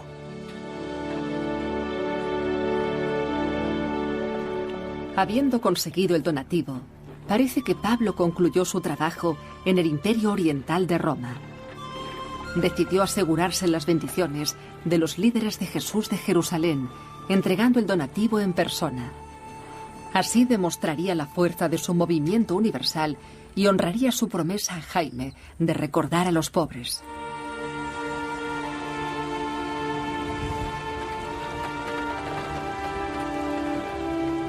Alrededor del año 56, Pablo embarcó hacia Judea, en un último y dramático esfuerzo de forjar un movimiento de Jesús unido.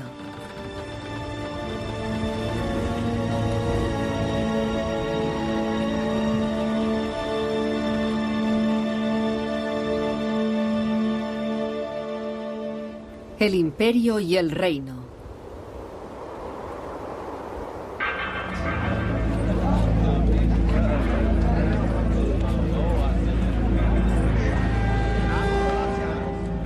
Otra casta de criminales invadió Jerusalén. Eran los sicarios. Mataban a los hombres en plena luz del día en el centro de la ciudad. Se sabía que solían mezclarse entre la multitud en las celebraciones, con pequeños puñales bajo la ropa para apuñalar a sus enemigos. El primero al que cortaron el cuello fue Jonatán, el gran sacerdote. Después fueron muriendo más cada día.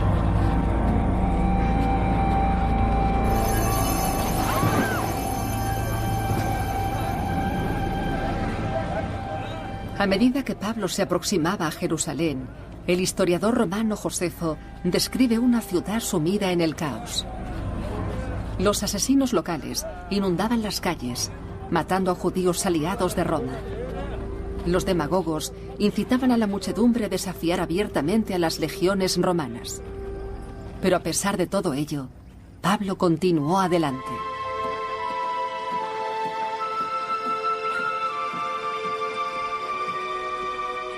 Queremos que conozcáis, hermanos y hermanas, la gracia de Dios que ha sido otorgada a las asambleas de Macedonia. Sus congregaciones en la Grecia y Turquía actuales le habían hecho una generosa oferta. Su abundante júbilo y su extrema pobreza se han inundado de gran generosidad. Por lo que yo sé, donaron libremente lo que estuvo en sus medios e incluso más, suplicando que les permitiésemos el privilegio de compartir en este ministerio con los santos. Lo importante de la recaudación de Pablo no es solo que almas independientes estaban dando algo, sino que se estaba produciendo una especie de cohesión mediante el amor tal como lo veía él, las dos ramas de la Iglesia. Este es el único modo de que él pudiera ver la unión, porque nunca estaría de acuerdo en que sus iglesias gentiles debieran respetar cualquier ley kosher. Quería estar allí en persona para llevar la recaudación con la esperanza de mantener unidas las dos ramas de la Iglesia. Lucas describe un encuentro cordial entre la delegación gentil de Pablo por un lado y Jaime y sus seguidores por el otro. Lucas narra que Pablo contó sus numerosos éxitos en el norte. Lucas no comentó nada, sin embargo, sobre la gran recolección que Pablo había realizado desde Grecia. ¿Aceptaron el donativo? No lo creo. Si lo hubieran hecho, creo que tendríamos pruebas de ello. O Lucas lo hubiera mencionado, y Lucas omite cualquier mención a este hecho. O bien Pablo lo hubiera escrito, quizás en una de sus cartas posteriores. Pero puesto que todos sabemos por el Nuevo Testamento que esa recaudación se efectuó, pero no tenemos pruebas de que se aceptara, me inclino a pensar que Pablo no consiguió este empeño personal.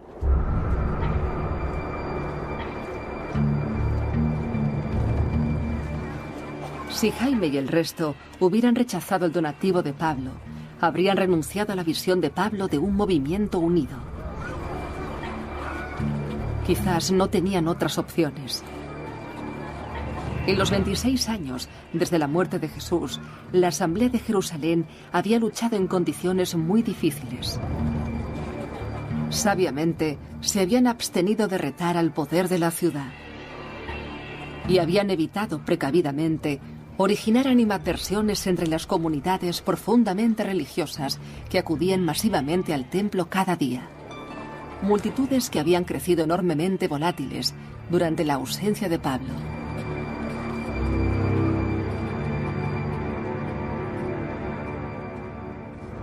En este panorama, los compañeros gentiles de Pablo podrían haber alarmado fácilmente a Jaime y al resto. Y como podrían haber temido, los esfuerzos de Pablo en Jerusalén pronto se volvieron peligrosamente duros. Tal como Lucas narra la historia, al día siguiente, Pablo fue recriminado por acompañar con desfachatez a los gentiles en el templo.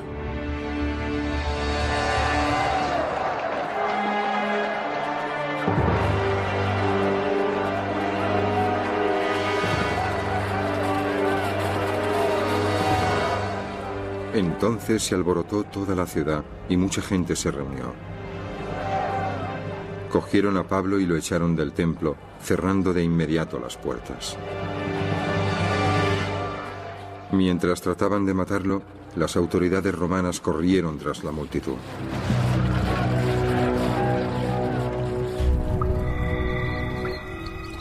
Según Lucas, la tribuna de Roma se preparó para castigar a Pablo por alterar la paz. Pero cuando estaban encadenando al misionero, Pablo reveló que era un ciudadano romano. Puesto que los ciudadanos en pocas ocasiones eran condenados sin juicio, el oficial envió a Pablo a Roma para que el emperador escuchara su caso. Allí, según el relato de Lucas, Pablo tuvo inexplicablemente permiso para trabajar libremente. Pero el propio Pablo no escribió ninguna carta sobre estos hechos, y los estudiosos no pueden asegurar si la historia de Lucas se puede creer completamente. La historia de Lucas está escrita quizás hasta medio siglo después de la vida de Pablo. Su objetivo es aseverar y afirmar la construcción particular de Lucas sobre los fundamentos del movimiento de Jesús.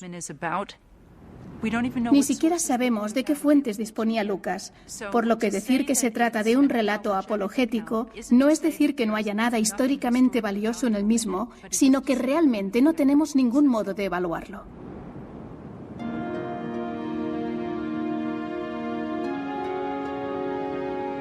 Queda claro que Pablo tenía intenciones de visitar Roma y que la capital del imperio ya acogía una comunidad significativa de seguidores de Jesús décadas después de la muerte de Jesús.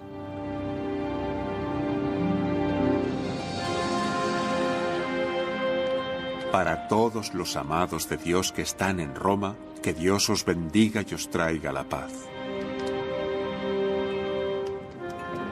Antes de llegar a Jerusalén, Pablo había enviado mensajeros a Roma con una carta para los seguidores de Jesús que allí vivían. En ella, Pablo pidió a las primeras asambleas de Roma que dieran la bienvenida a la gente portadora de su mensaje. Os recomiendo a Febe, nuestra hermana, diaconisa de la iglesia de Cencreas.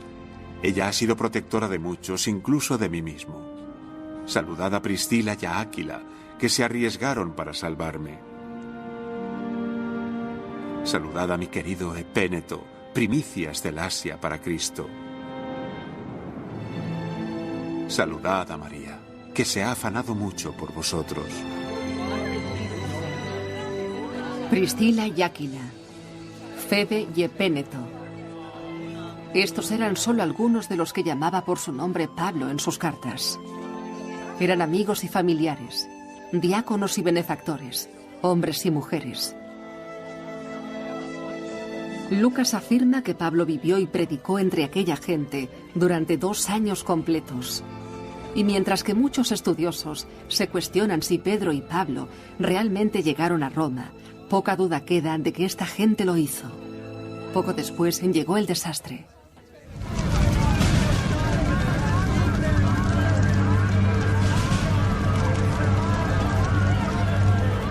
En el año 64 hubo un gran incendio. El fuego destruyó grandes partes de Roma y diezmó a los queridos seguidores de Pablo. En el inicio del incendio, el emperador Nerón decidió culpar a la nueva comunidad de Jesús en Roma del desastre.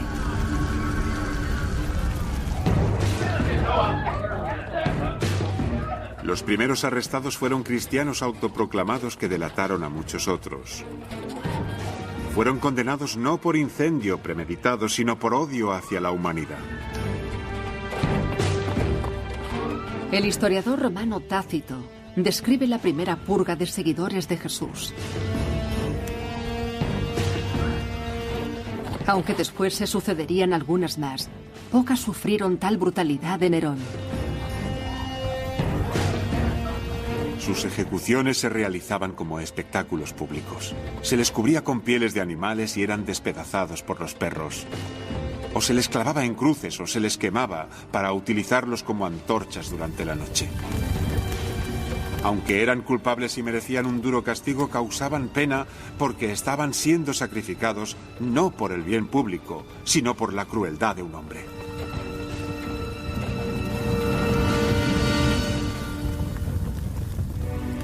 Escritores posteriores afirman que Pedro y Pablo también fueron martirizados en esa orgía de violencia.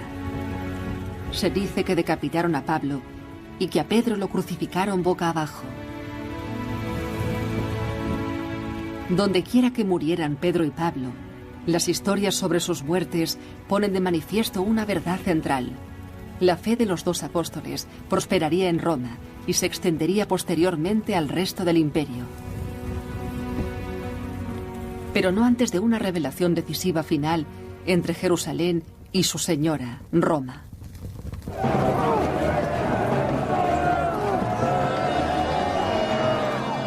Dos años después del gran incendio de Roma, las décadas de tensiones superpuestas en la agitada provincia de Judea entraron en erupción en forma de una gran rebelión.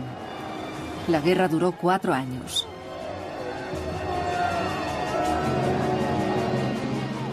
Cuando el ejército romano finalmente obtuvo el control, incendiaron el templo sagrado. Jerusalén se llenó de humo. Y también lo hizo el movimiento de Jesús asentado en esa ciudad. Aún así, el reino prometido de Dios no llegó.